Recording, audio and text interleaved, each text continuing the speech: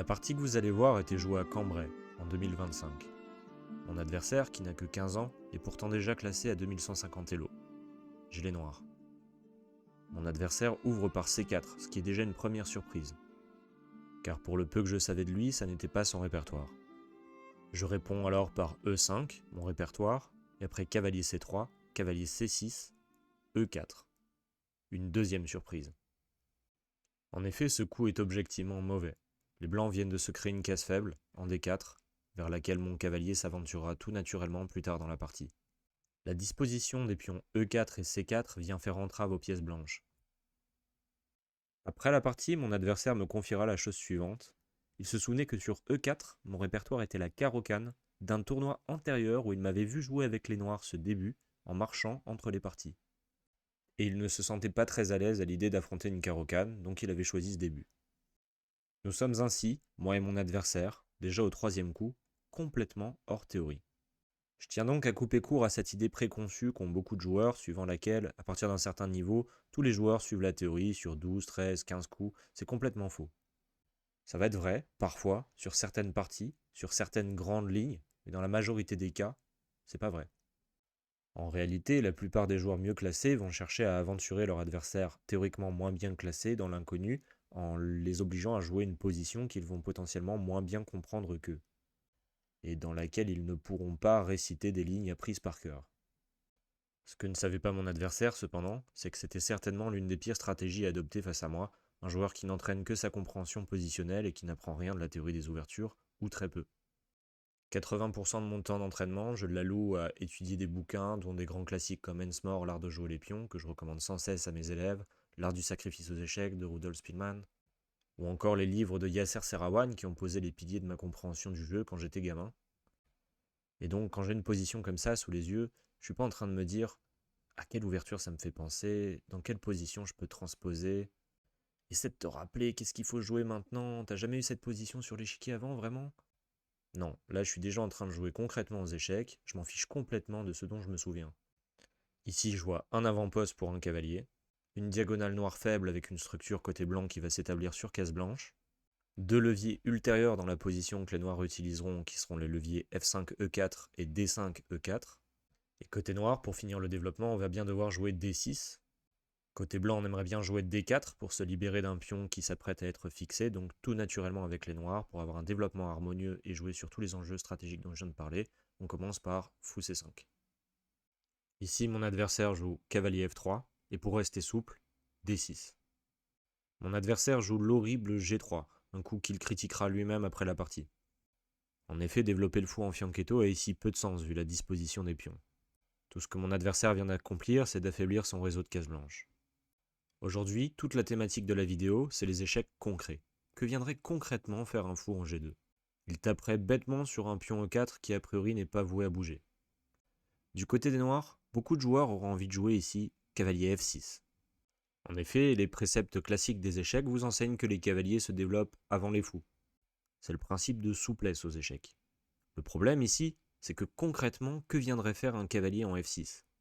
Si c'était encore à moi de jouer, qu'est-ce que j'en ferais de ce cavalier en F6 ? Quel serait mon plan dans la position ? Un plan, aux échecs, doit venir s'articuler autour de la structure de pion. La structure de pion, c'est le squelette. Comme disait Philidor, c'est l'âme du jeu d'échecs. Les pièces sont les muscles qui articulent ce squelette. Elles viennent se placer autour. Elles viennent l'aider à le mettre en mouvement. Ici, tout ce qu'accomplirait un cavalier en F6, c'est de gêner l'avancée du pion F qui aimerait bien faire un levier en E4. Concrètement, si l'on veut mettre un cavalier en F6, alors il est bien plus judicieux de commencer par F5. On attaque le centre, on rajoute la pression, la colonne F s'ouvrira et nous permettra de judicieusement se combiner avec le fou C5, parce qu'après un coup comme D3, cavalier F6, fou G2, on va roquer et la tour sera déjà bien placée pour exercer une pression confortable. C'était une possibilité, mais ça n'est pas celle que j'ai choisie. J'ai enfreint l'ordre classique des coups de développement et j'ai joué fou G4. Oui, les fous avant les cavaliers. Pourquoi ? Parce que je comprends que concrètement, je veux laisser la possibilité d'avancer le pion F plus tard dans la position. Je sais que ça servira. De plus, mon adversaire ayant affaibli ses cases blanches, je sais que mon fou est bien placé en G4 et qu'il n'aura vraisemblablement pas de meilleure case. L'enjeu de la position, c'est la case D4. Ce coup est parfaitement logique. En réalité, si je n'ai pas joué tout de suite F5, et si la partie était à refaire, c'est vraisemblablement le coup que je choisirais, c'est parce que j'avais peur des éventuels affaiblissements sur la diagonale blanche. En fait, ça n'était pas à craindre ici, parce que la présence du pion C entrave cette diagonale mécaniquement. Abstraitement, la plupart des joueurs vous diront qu'il est mauvais d'avancer le pion F parce que ça affaiblit la sécurité du roi. C'est vrai dans la plupart des cas, mais ici, concrètement, parce que cette diagonale est bloquée, on ne craint absolument pas les échecs sur cette diagonale. Après fou G4 donc, mon adversaire continue par H3. Je garde la pression avec fou H5. Et comprenant vraisemblablement que son fou n'a rien à faire en G2, il continue par fou E2. Prenez maintenant ici un moment pour essayer de deviner quelle est l'intention de mon adversaire. Qu'est-ce qu'il compte faire au prochain coup? Mettez en pause et essayez de proposer un plan de développement pour les noirs. En fait, ici je comprends que mon adversaire a l'intention de roquer. Je me demande alors, quel est l'ordre de coups de développement qui posera concrètement le plus de problèmes à mon adversaire? Si vous n'avez pas encore trouvé mon idée, il est encore temps de mettre en pause. Ici, j'ai joué Dame D7. Encore une petite infraction au grand principe classique des échecs. J'ai sorti mon fou et ma dame avant même mon deuxième cavalier. Je me rappelle d'un livre intéressant qui s'appelle Les secrets de la stratégie moderne aux échecs par John Watson, qui est sorti il y a peu, et qui aide beaucoup à relativiser certains principes classiques des échecs. Dogmes qu'il est préférable de respecter religieusement à bas niveau, mais qui à niveau plus élevé doivent apprendre à être occasionnellement transgressés pour des raisons concrètes. Dame D7 est ici un excellent coup de développement, très souple. D'une part, je prépare grand roc, d'autre part, je laisse la mobilité à mon pion F et la flexibilité sur le développement de mon cavalier, et cerise sur le gâteau, je tends un piège à mon adversaire. Quel piège? Mettez à nouveau la vidéo en pause et essayez de vous demander ce qu'un joueur rigoureux devrait calculer dans cette position, ici, avec les blancs. Mon adversaire doit calculer cavalier prend E5. À vrai dire, après mon dernier coup Dame D7, mon adversaire a passé plus de 20 minutes à réfléchir. En effet, la pression sur H3 l'empêchait de faire petit roc et il devait se résoudre à jouer autrement. Calculer cavalier prend E5. Voyez-vous ce qui ne va pas après cavalier prend E5 et pourquoi cette combinaison ne fonctionne pas? Voyons voir. Après cavalier prend E5, fou prend E2, cavalier prend dame, fou prend dame. Il est tentant de penser qu'après cavalier prend C5, les blancs auront gagné un pion. Car si je récupère le cavalier, les blancs récupèrent mon fou et émergent de cette combinaison avec un pion de plus. J'avais ici prévu fou F3, intermédiaire, attaquant la tour. La pointe de cette combinaison qui fait que les blancs ne peuvent pas jouer cavalier prend E5. Bien sûr, à plus de 2100 LOFID, les joueurs voient ce type de combinaison, et il était peu probable que mon adversaire tombe dans le panneau. Cependant, si vous pouvez jouer un coup de développement qui tend un piège en même temps, c'est-à-dire un coup qui est fondamentalement sain pour votre position et qui a en plus la vertu d'avoir un piège, c'est-à-dire de pouvoir provoquer l'erreur chez votre adversaire, alors c'est tout bénéfice. Lorsque la plupart des joueurs entendent le mot piège, ils pensent à quelque chose de grossier qui n'est pas forcément un bon coup, mais qui, sur une erreur adverse, permet de gagner. En vérité, un bon piège, ce n'est pas ça. Un bon piège, c'est un coup qui est fondamentalement sain pour votre position, que votre adversaire tombe dans le panneau ou pas. Si mon adversaire joue autre chose que cavalier prend E5, alors je suis quand même très content d'avoir joué Dame D7. C'est un bon coup de développement. Mon adversaire joue alors D3, et dans un esprit de souplesse maximale, non plus pour mes pièces cette fois-ci, mais pour mon roi, je joue cavalier E7. A nouveau, je garde encore les possibilités de jouer ultérieurement F5. Je pourrais à tout moment et au prochain tour décider d'échanger mon fou contre le cavalier, puis d'enchaîner par F5 pour pouvoir reprendre avec une pièce sans la fourchette G4. Mon adversaire coupe ainsi court à mes idées en jouant lui-même G4. Je n'ai pas le choix, fou G6. Et mon adversaire reste lui aussi souple avec fou D2. Un coup que je trouve somme toute un peu timoré. Fou E3 m'aurait paru plus logique puisqu'après fou prend F prend, le coup D4 s'ouvre au blanc avec un meilleur contrôle sur le centre. Que devrais-je jouer maintenant? Petit roc, grand roc. Le fait est que mon adversaire n'a pas de plan clair en vue. Et je le sais très bien. Il me dira d'ailleurs après la partie qu'il ne savait pas tellement où jouer sur l'échiquier. Si je me décidais pour petit roc, alors ses idées deviendraient subitement très claires. H4, H5, une attaque sur l'aile roi. De même, si je jouais grand roc, alors jouer avec A3 et B4 deviendrait subitement une idée intéressante pour lui. Je veux pouvoir améliorer ma position de manière sûre et certaine, avec un plan clair, sans que mon adversaire puisse en retirer quelque chose en échange. Qu'est-ce que je peux faire? Quelles sont mes pièces les moins bien placées sur l'échiquier? Pour moi, c'est plutôt clair que mon fou en G6 est mal placé maintenant. Il tape dans un mur en béton, et je ne jouerai plus avec F5 maintenant que mon adversaire dispose d'une pression convenable sur cette case. En tout cas, si plus tard je veux jouer avec F5, il me faudra jouer G6 pour avoir un levier convenable sur cette case.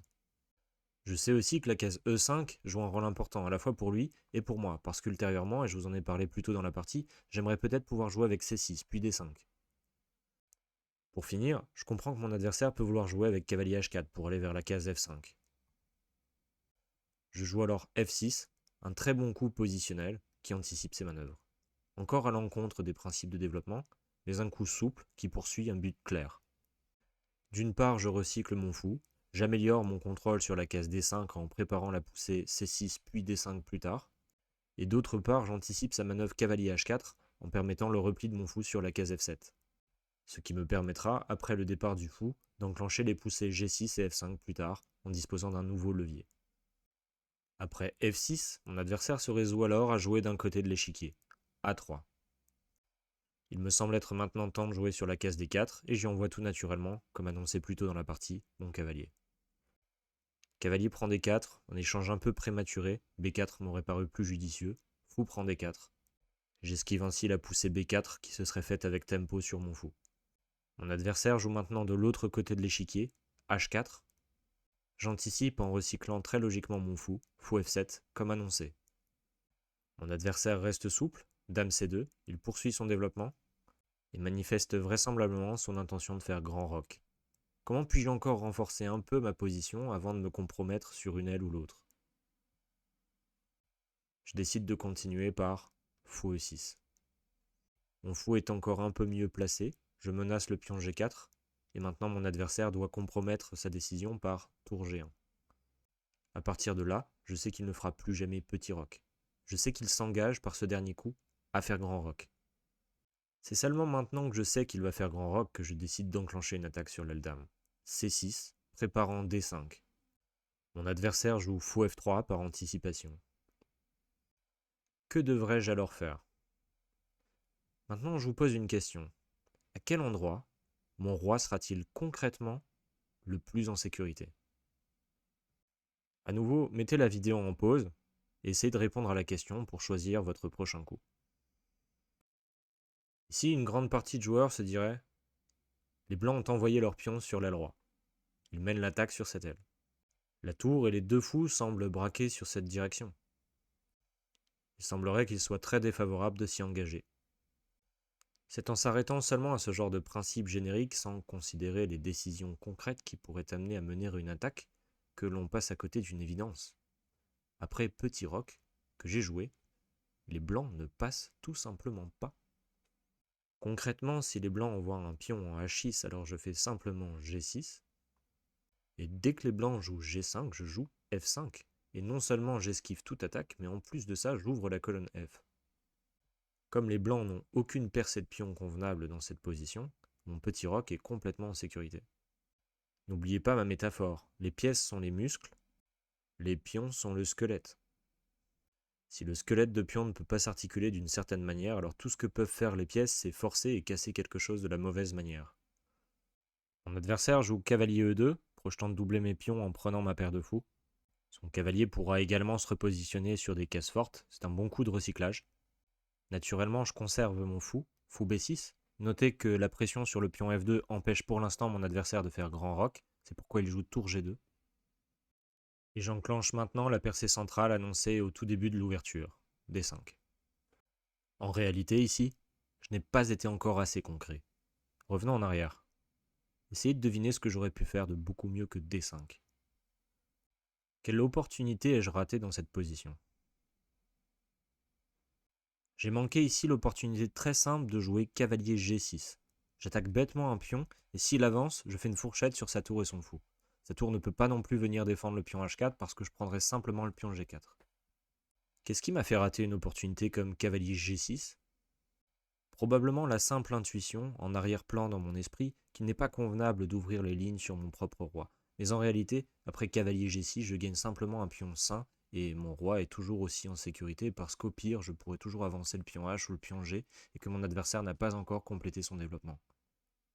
Après D5, les coups qui vont suivre ont été joués de part et d'autre dans un Zeitnot aigu. Moi et mon adversaire n'avions plus que 5 minutes environ à la pendule, pour tout ce qui va suivre. Mon adversaire fait enfin le coup prévu, grand roc, je joue à 5, je prends l'espace et plus tard ce pion pourra continuer sa course. Roi B1, tour C8, je développe ma tour, m'aligne avec sa dame et prépare un jour l'ouverture de la colonne C.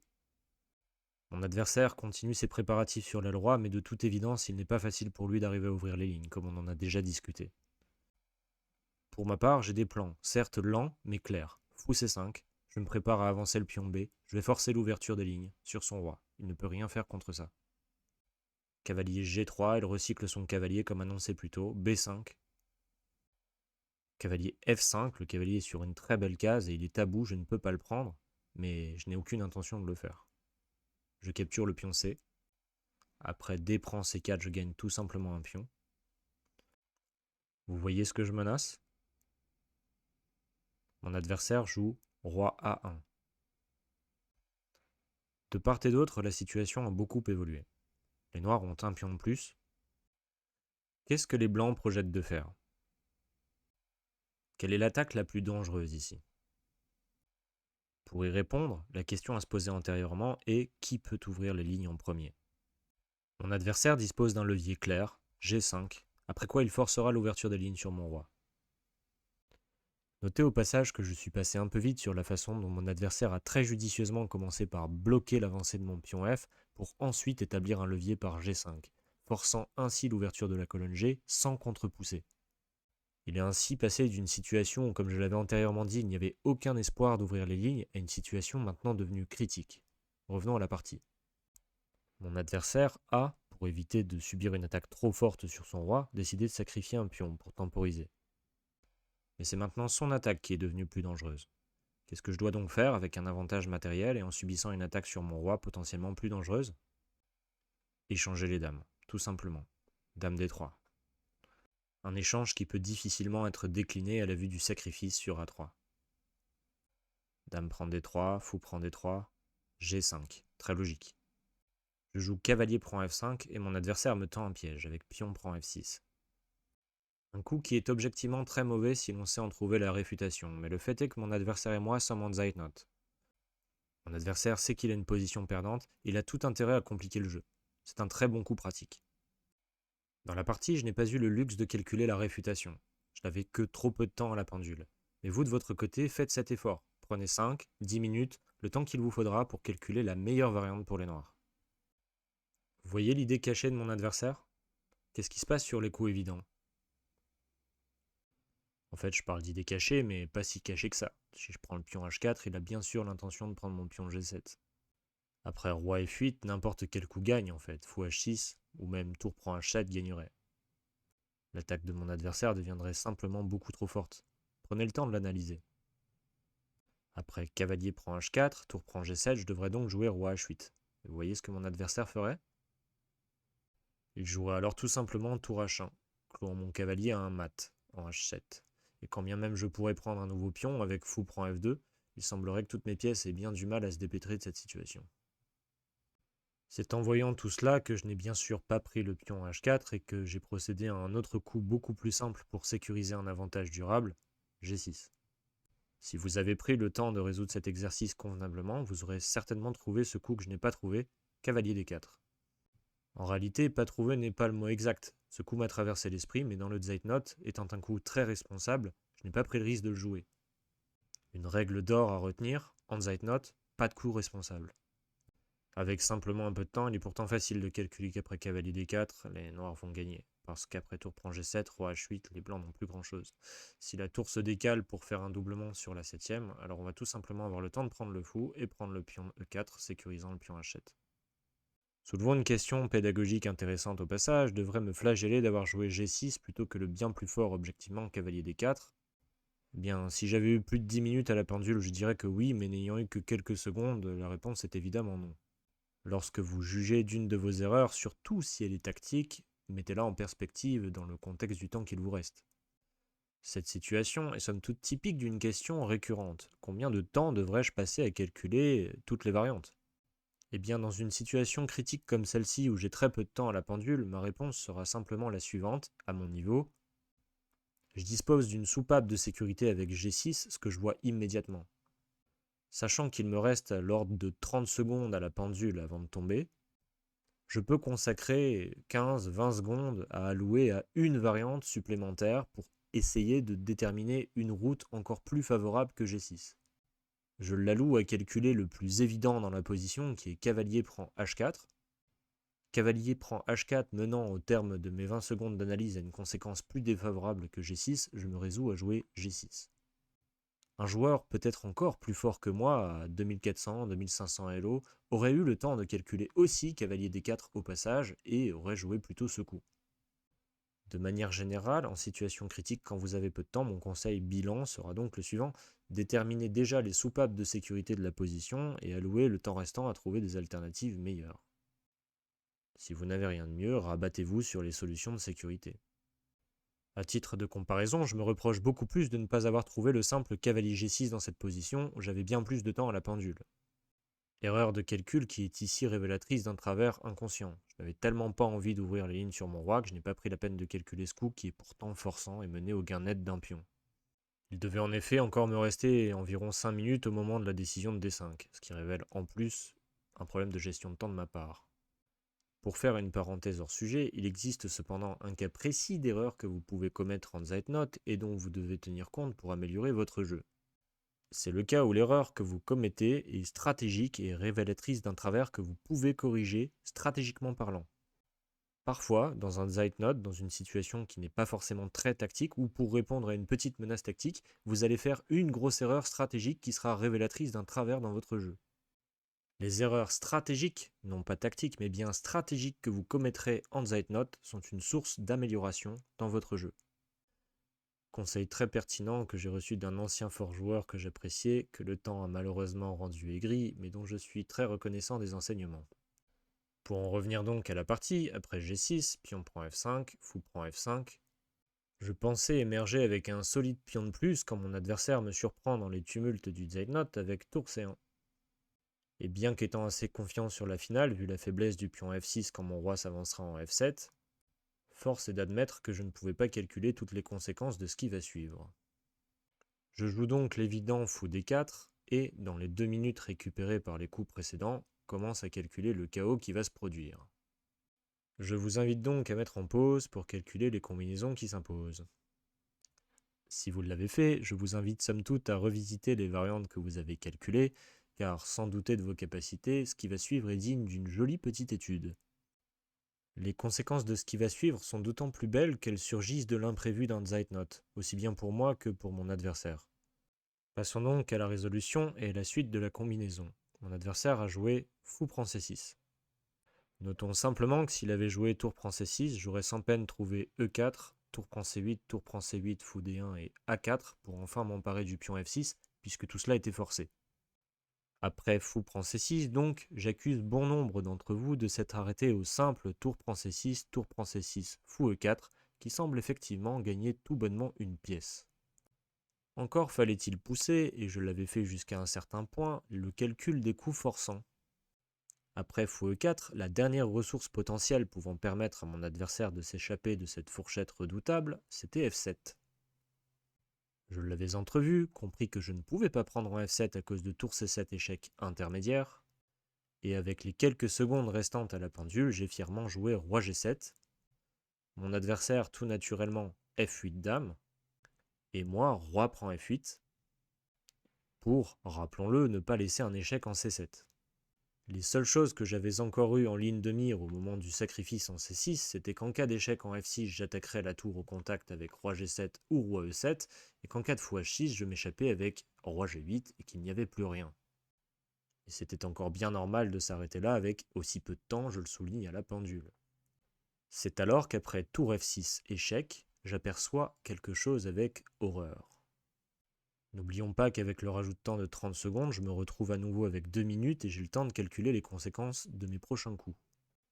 Si vous n'avez pas été jusque-là, je vous invite à nouveau à mettre la vidéo en pause et à deviner le prochain coup des blancs, peu importe ce que je vais faire avec mon roi.